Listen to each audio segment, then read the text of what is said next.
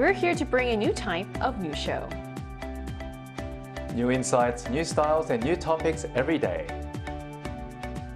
We are News Generation. Bringing news just for you. It's Friday, April 24th here in Seoul. I'm Isujin, and this is News Generation. Joining us today is Hyun. Thanks for having me. Thanks for coming in. Also, Moon is with us today. Happy Friday. Happy Friday. Both are here to speak on behalf of people in their 20s and 30s. So we've finally made it to the end of the work week, and that means it's time for our debate. Now, tomorrow marks a long day here in Korea, a moment to reflect on the role of law in our society. But it also raises an important question because not all laws sit comfortably with the public. From juvenile justice to emerging social issues, there are plenty of legal gray areas still sparking debate. So to kick off our discussion today, what controversial legal issues are currently being debated right now, Hyun? There is a still big debate on death penalty.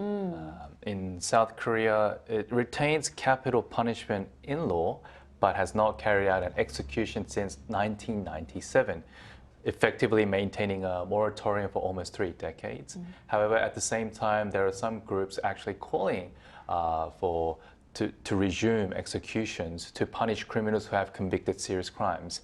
Currently, life imprisonment is the highest level of punishment practiced here in Korea at the moment. That is a big one. Do you know of any other legal issues that are being debated? Yeah, the debate over lowering the age of criminal responsibility has been reaching a boiling point these days. The government is actually pushing lower the age limit for juvenile offenders from currently 14 to 13. As part of this process, multiple debates and forums have taken place. Today, April 24th, marks the end of the 2-month period in which the president initially intended to deliver the results. So I think it's time for us to now just wait and see what the results are. Right, and that is the very issue that we will be talking about today. And all of this shows how heated and complex this issue has become. So now let's look at what's driving this push in the first place. So what is behind the push to lower the age for juvenile offenders, Kyun? Rising juvenile crime has reignited calls to lower the age threshold for criminal responsibility in South Korea. Now, over the past 4 years, the number of violent crimes committed by the so-called juvenile offenders exempt from criminal punishment has surged by more than 70%. Public anger intensified after a 2020 case in which middle school students stole a rental car and fatally struck and killed a man in his 20s while they were driving recklessly. Because they fell under the category of juvenile offenders, they were not subject to criminal punishment, sparking widespread outrage and renewed debate over the current legal standard to lower the age limit of juvenile offenders from 14 to 13. Now, there was another case in which a 13-year-old was caught by the police for stealing a total amount of over 7 million Korean won worth of money and products from an unmanned store. Now, the kid was actually caught twice and had committed theft over 20 times. And the juvenile's response at the police station was, "Too bad, I'm a juvenile offender. You cannot punish me." No wonder that's driving people crazy. What a response. So, and that case really clearly struck a nerve with the public. It also seems to have intensified calls for accountability. So, should juvenile offenders face tougher punishments today, in your opinion, Kyun? Well, in the case of the 2 incidents I talked about, they should be punished with criminal offense, but so that it's not repeated and it prevents them from doing it again over and over. Now, to make matters worse, the juveniles were far from being apologetic and reflecting on what they did wrong, but rather posting on their social media about what they did and how cool it was. Like, almost they were shooting like Fast and Furious movie. Oh my God. And because they knew they could get away with it for being in the juvenile offender age range. In fact, a national petition calling for the perpetrators to be severely punished surpassed 800,000 signatures. Despite committing a murder, their age effectively acted as a shield from full accountability, prompting more and more growing public demands for stronger punishment. I mean, to no one's surprise if they're showing absolutely no remorse Right. for what they did. So we're definitely seeing a sharp divide between punishment and prevention. And that brings us to the bigger issue of effectiveness. So, Moonju, where do you stand on this issue? Should juvenile offenders face tougher punishment? Yeah, first of all, the teenagers responsible for both incidents that Kiyun just mentioned have definitely committed crimes that should have never happened and should have been punished. But I think it is time and moment for us to stand at the crossroads. Is a tougher punishment really a fundamental solution for this problem here? Evidence from other developed countries, such as that harsher sentencing often leads to higher rates of recidivation. In fact, the United States, Canada, and Australia has raised the age of criminal responsibility. And in case of Denmark, they have lowered the age from 15 to 14 in 2010. But considering collateral side effects they have been experiencing, they raised it back to 15 in 2012 in 2 years. So I think instead of mere retribution, the focus should perhaps shift toward rehabilitation and education, equipping these young people with the tools, so they can safely and healthily reintegrate to the society. Right. And what you said is more about shifting the focus from punishment to root causes, and that opens a broader debate on how we view juvenile crimes. So why are opinions so divided about this, Minju? At its core, the debate is split between those who believe a lowering age limit will curb juvenile crime, while others are believing that it is just a superficial fix. Proponents argue that our legal framework must adapt to modern realities and how the society is changing these days, and while opponents maintain that simply changing the age threshold ignores the root causes of the problem. So academic societies are urging a shift in focus, thus moving away from raw statistics of rising frequency of crimes to the troubled backgrounds of young offenders. Of particular concern is, the recent spike in sexual crimes fueled by social media promotions that offer free access to deepfake tools. Experts argue that because many of these minors lack a stable support system from back home, we must first address the root causes of neglect before restoring to stricter sentencing. And that is true. I mean, that does also highlight the importance of context and environment. But at the same time, others argue that the reality on the ground is changing fast, especially when these juveniles aren't seemingly showing much remorse about what they've done. So are today's juveniles more aware of their crimes, Kyun? I personally think so. Right. I think they are. It's because perhaps the development of the internet and technology has led to more sophisticated criminal behavior, as all sorts of violent content can easily spread and be exposed to children before it's actually filtered and censored.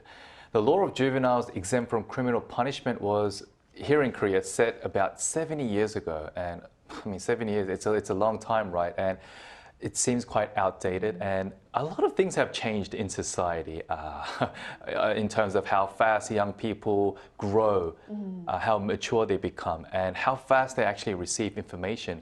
Now, back when I was like 12, 13, 14, I don't even remember what I did, but because we didn't have smartphones, I was just living a different lifestyle back in Australia. But things are very different here in Korea at the moment, and not just here in Korea. Like, for example, in other countries, the minimum age of criminal responsibility varies widely, ranging from under 7 to under 16. And given that the belief they will not receive a criminal record, even if they commit crimes, is a major psychological factor among such juveniles. So lowering the age threshold can perhaps raise the sense of awareness and maybe make them at least think a few more times before actually, doing these kind of actions, because at the end of the day, it's illegal. Right, and they need to know this as Right. well. But also, they're not trying to lower it too dramatically as well. Just 1 year. Right. I don't know how much impact it's going to have, but many lawmakers, what they back this idea by saying many perpetrators are actually at the age of 13. I did hear this too, Yeah, right? so So maybe we'll have some impact, it's actually right? 14. 14. So they're saying, if we lower it to 13, I mean, I guess there'll be less juveniles committing these kind of crimes. That sounds legit. So it ultimately comes down to deterrence versus rehabilitation. Both sides raise valid concerns that are hard to ignore. And that's why we also wanted to hear directly from our viewers on this. We ran a poll on the Arirang News YouTube channel asking, how should serious crimes, murder, rape, or robbery committed by a child under 14 be handled? And here's what the results showed.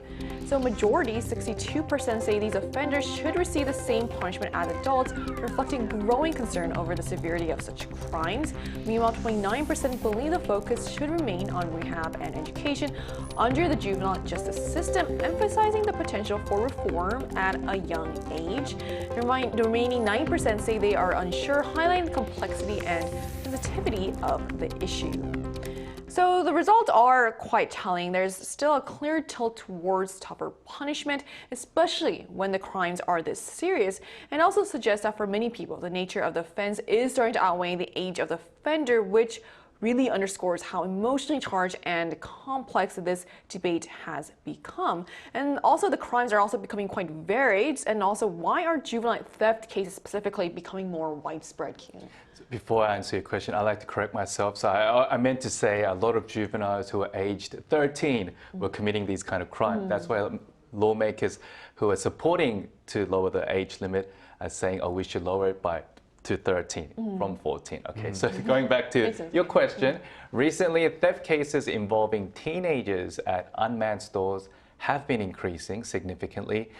The problem is the fact that they exploit that as juveniles below the age of criminal responsibility, they're not subject to full legal punishment. Again, highlighting the psychological factor that plays a big role in what they do, knowing that they can get away with what they do even if it's the wrong thing.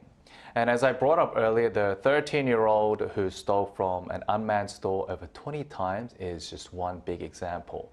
In fact, juvenile theft cases account for more than half of total crime types, followed by violence, accounting for around 25%, showing how common and serious theft and, of course, violence is among juveniles. And I guess this also happens because there's also an increase of unmanned stores, which makes it easier for them to do that as well. So that case really highlights how the system can be exploited, and it raises questions beyond just serious crimes. And should minor crimes also face criminal punishment, Kyun? It's a very good question.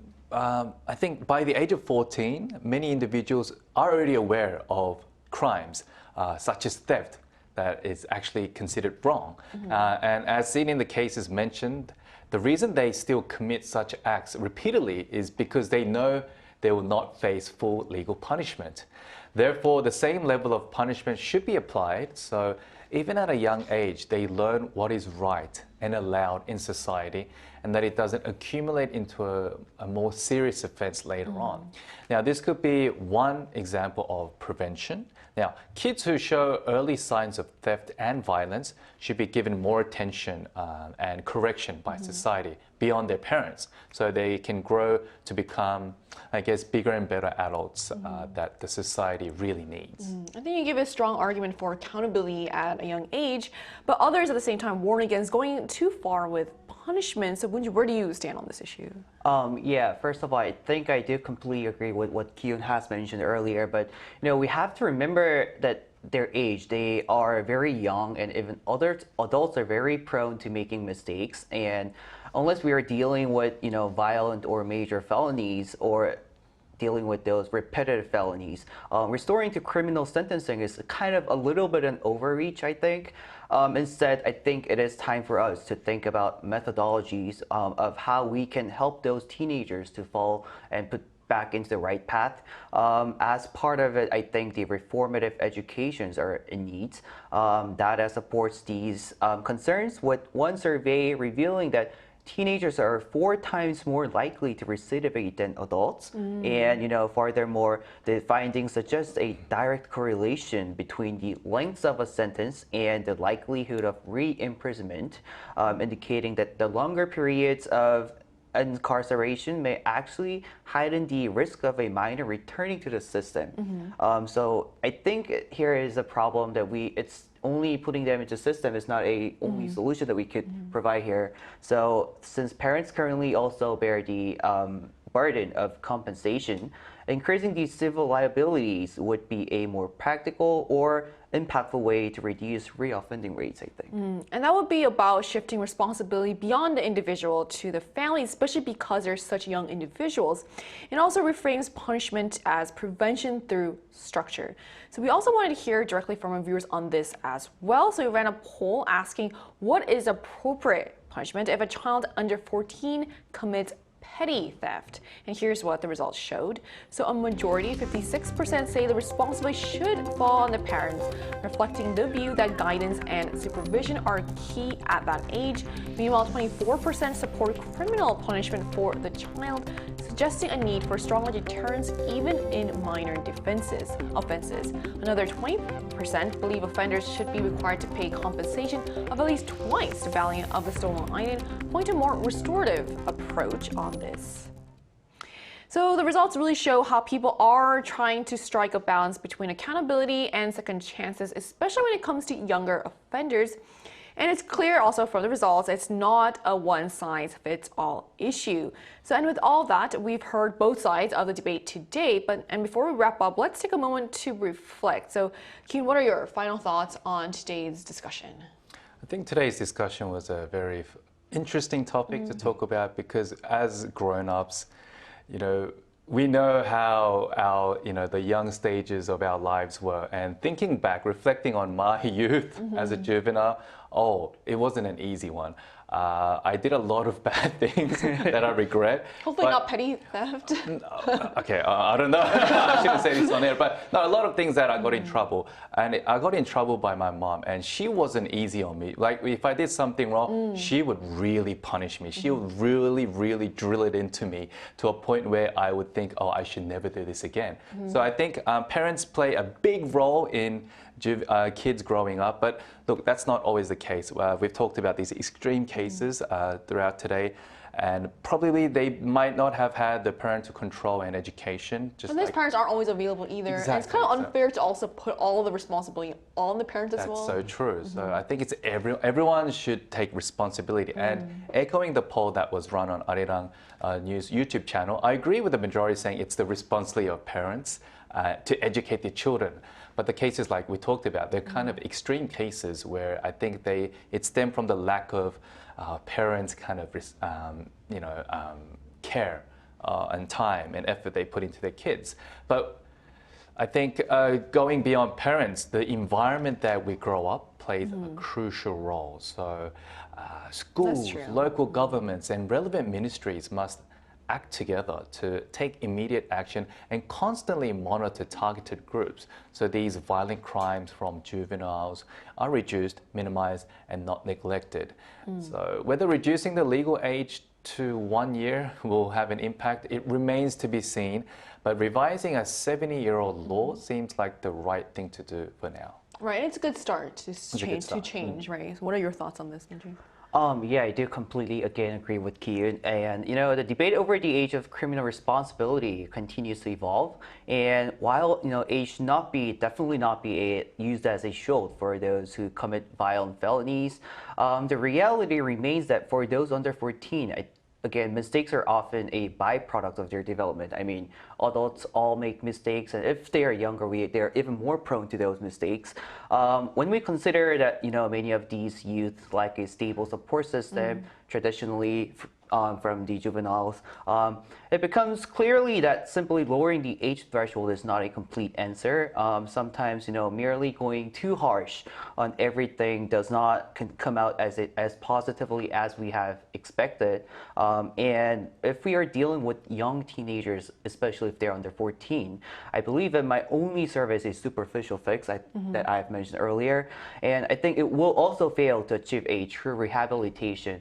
Also, at this stage, I think the priority must shift towards providing the rehabilitative education and guidance, especially from parents and family. In my case, also, my parents never told me or anything about me failing the quiz or tests, anything. But if I have done wrongdoings, I was they're focused on more attitude, which is more important. Yeah, that's more important. I think that's how we could protect and prevent this kind of juvenile offenders. So I think the more important thing here is giving a harsh sentencing is not really a key point here, just parental guidance, I think. Right. And this is how you end up being as an exemplary member of society as you are. Yeah, hopefully.